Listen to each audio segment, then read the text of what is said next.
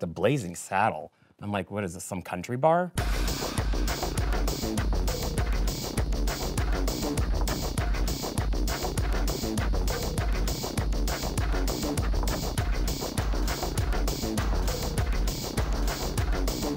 There's, you know, these abandoned buildings, and, you know, you're driving down, there's not a soul on the street, not a soul. So I turn and I pull up, and here's this row of these brownstone-like looking buildings that are, you know, like more or less dumps. And right in the middle of it was the Blazing Saddle. You know, it stuck out, it was painted this dark purple, but it had huge bars on the windows. Blazing Saddle is a community bar. It's also a community home base. Every organization comes through there. Every organization has had fundraisers through there. It's not a gay bar on a Saturday night. It's a community bar. It's a straight bar. It's a entertainment bar, a drag bar, but it's not just a gay bar. And that's why your documentary about the last gay bar couldn't be more true.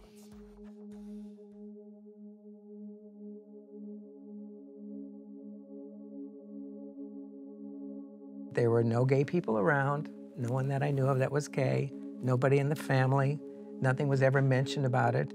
It's as if they didn't exist. And of course, it would be awful to even mention that they existed at that time. I hadn't really met any gay people. I only, you know, knew society's reaction to gay people. And I hadn't had much experience with alcohol. And so I wasn't like gonna go out and have 2 or 3 drinks. And so it was a little nerve-wracking. See some of these guys trying to be so ultra-conservative and go, yeah, I seen you at the bookstore last week, bitch. It was still a time period when, you know, you didn't want to be out. And actually at the P&S Lounge, I think I remember when I first was introduced to somebody, he said, I said, oh, I'm Gary. And he said, oh, glad to meet you. He says, now what's your real name? Because everybody in the bar had a bar name, that you didn't use your real name when you go into the bar. There were certain things that you did not do in gay bars. You did not take a photograph in a gay bar anywhere in this country. That was just, it was, I mean, inappropriate. It was, I mean, you would actually get yelled at if you pulled a camera out and tried to take a picture in a gay bar. That's changed. If you're a gay bar in today's society, if you don't blend with society, then you're not going to be around very long. You know, we've got straight people that come in here religiously and love the place, and we love them.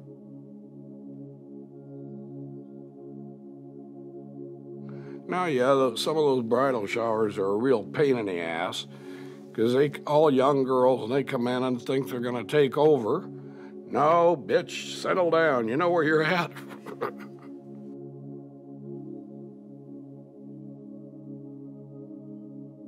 I was born June 25th, 1949, delivered at home, and my grandmother was kind of the midwife. And I popped out and said, hello, it's showtime.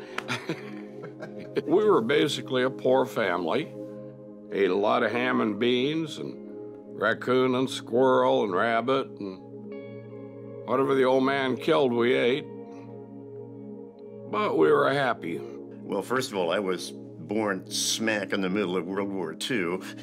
There was a lot going on in January 1943.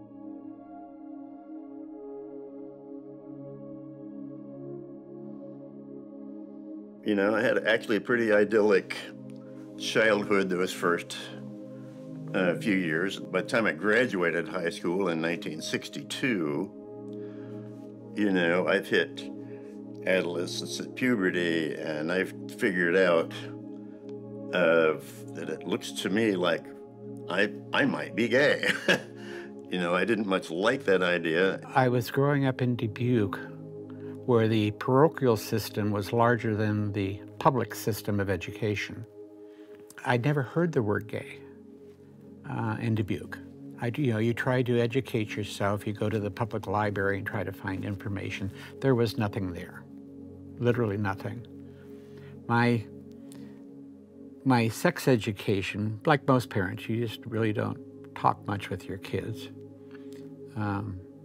They left a book called The Encyclopedia of Sex that had just about anything you'd want to know about the physical body and what happened. It had one small paragraph on homosexuality. It was still a psychiatric diagnosis back then. So you were mentally ill, and as I remember, it said that you were most likely would commit suicide by the time you were in your middle 30s. So the only words you really had to explain to yourself or that you heard were faggot and queer and homosexual. And, when you're growing up where sex can't be talked about at all, it leaves a lot to the imagination and a lot for exploration.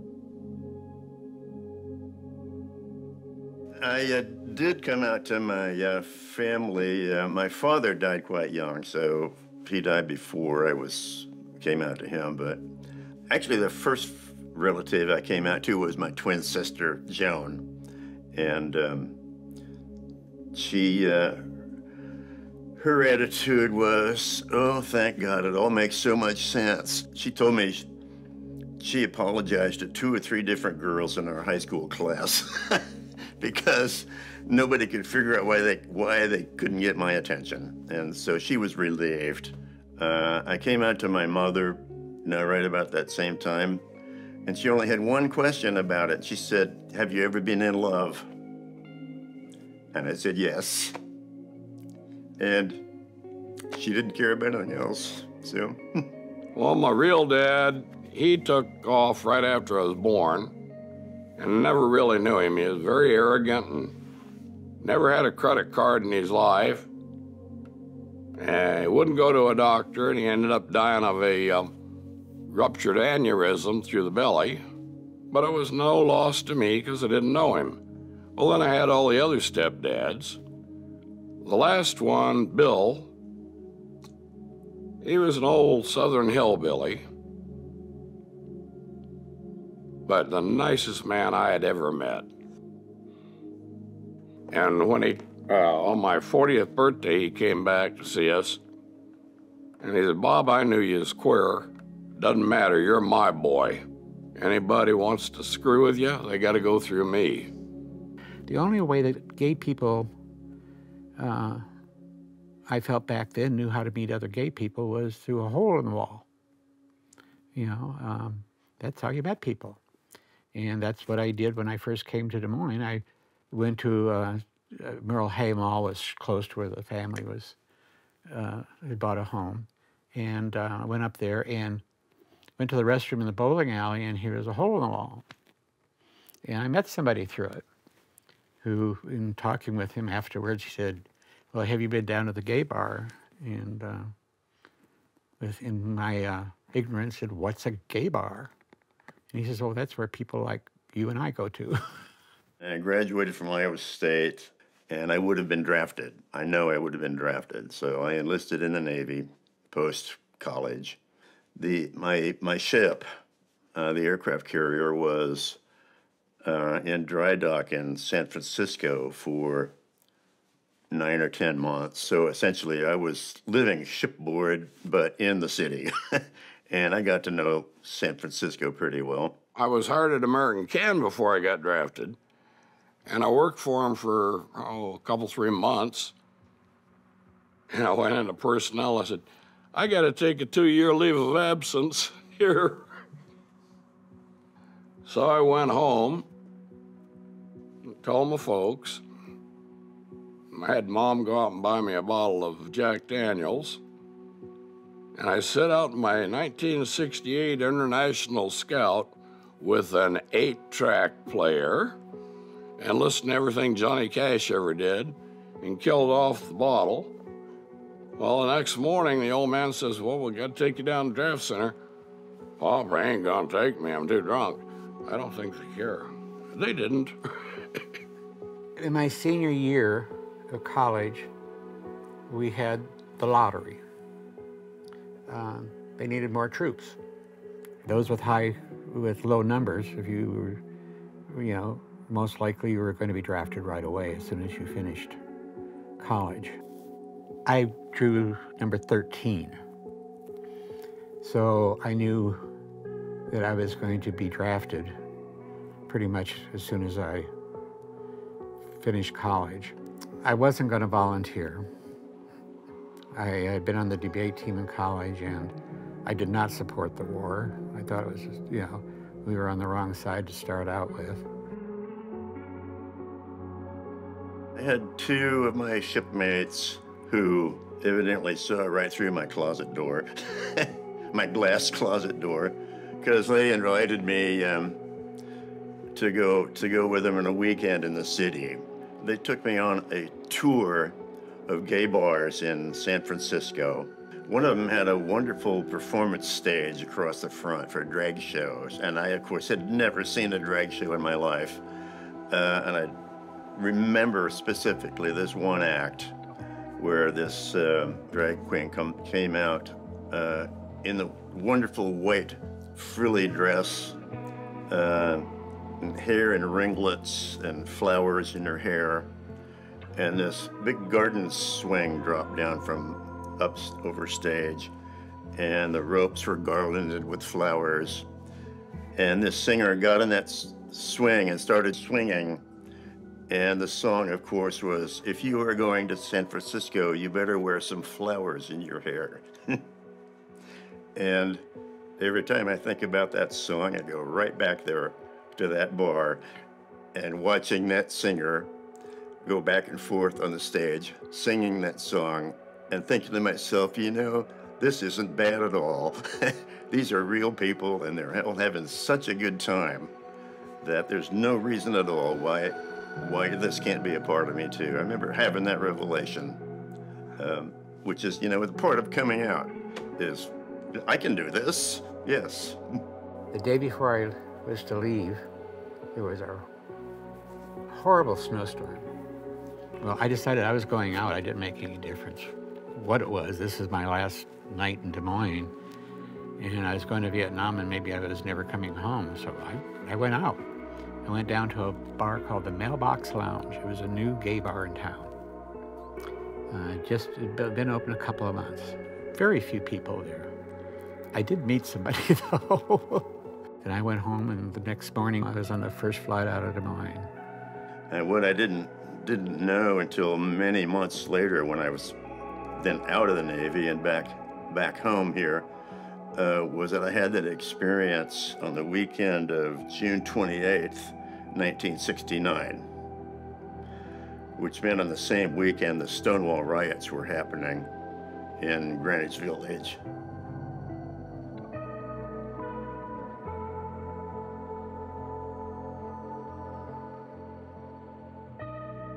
I think of myself now as sort of a child of Stonewall because my coming out coincided with that weekend. Well, I went to Fort Polk, Louisiana. And if you're going to go to Nam, that's the place to go, because there's weeds and stink and hotter than holy hell, so you're ready for it. Well, then I got into a program with training to be a sergeant. The NCO Academy, Fort Benning, Georgia. So I went out there and took that. And then I took Recondo training and a few other. If there was a school, I went to it. I don't know if I can do it now, but I could take a .45 with blindfolded, field strip it, lay it out, put it back together, go through the manual of arms, and there you are. There's a lot of people in the military who are also gay. And I think it's also like any other situation where you have just a totally male environment. There are times you, even those who aren't gay, may want to have a sexual experience. The one thing I always taught all of my guys, just remember when we go out tonight, you're gonna die. So if you're prepared for it, you don't worry about it, because you got no influence over it at all. My goal wasn't really to kill commies. Just go on out, follow me, do what I tell you to do, and I'll bring you back home. Well, one night I'm out training Arvins how to patrol. And I get a call over the radio. My other team had been hit. And I sit down and listened. And this one had died, that one had died, this one got his eyes blown out. The medic, his eyes are popped out, and he's crawling around trying to find body parts.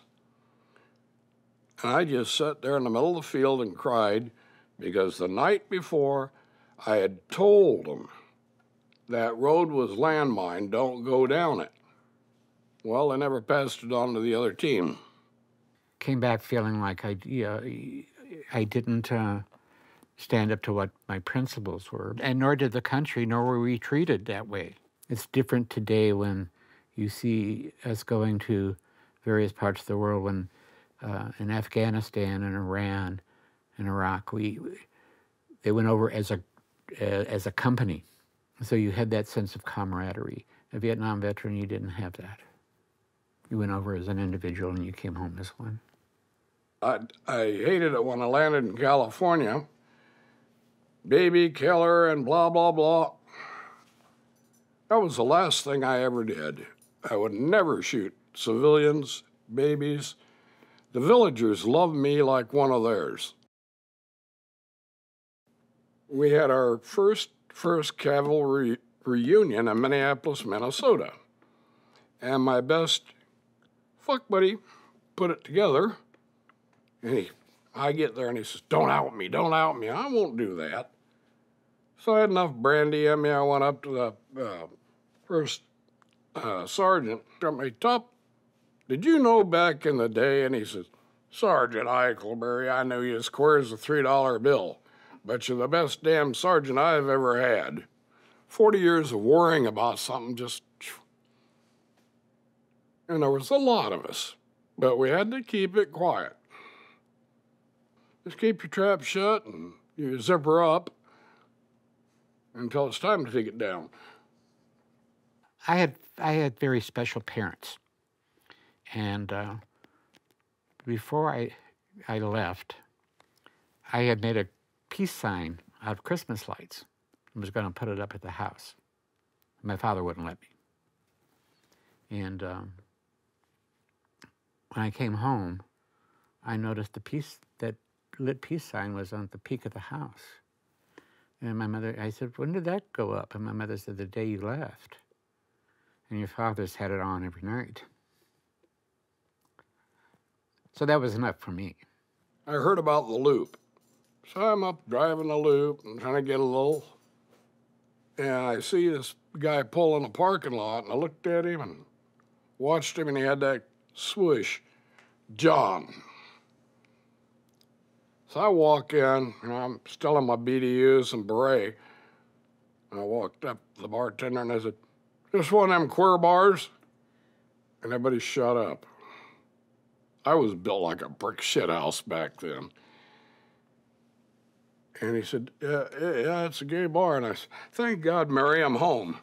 First time I went downtown to check out the P&S Lounge, which was the iconic gay bar in Des Moines at the time. You had to park in this surface parking lot and cross busy 2nd Avenue without anybody seeing you and slipping into the bar. Gary summed it up real good one time. People treat us like we're second-class citizens, and this is how we're supposed to act. So hell, act that way. Well, of course, one of the points of spending any time in the gay bar is to do some cruising. And I was going out mushroom hunting, and this guy kept cruising me, and I thought, well, looky here. And all of a sudden, I found out I could have a lot of good sex out there. Oh, you know, it was all about sucking dick, you know.